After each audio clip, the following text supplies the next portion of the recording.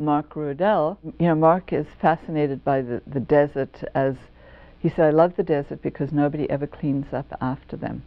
So this detritus that he photographs, to him, is an index of our culture, our society, our relationship to the land. And it's also it's got layers and layers and layers of depth.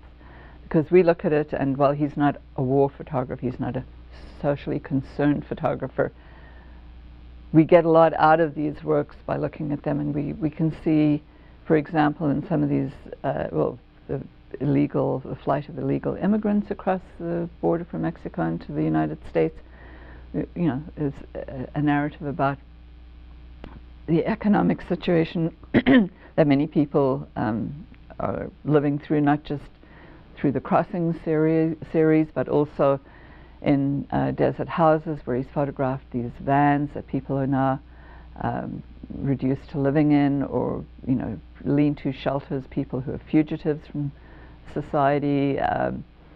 But that's not he's not there to tell us this story necessarily. He's there because he's interested in the phenomena, but we get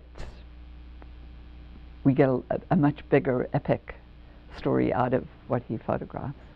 Mark Ruwedel's work, he is again an exemplary craftsman. He started off wanting to be a painter, but became very interested in the work of Walker Evans, and then he was introduced to the work of Robert Smithson, so the conceptual aspect came into his work, and then he learned about the new topographics, these photographers who were photographing the landscape, but also vernacular sites, not picturesque or sublime, but something more ordinary.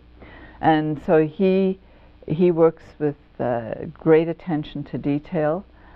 He does very careful printing. He tones his prints, so they are small, exquisite prints, or smaller relative to the larger prints that we see today in contemporary photography.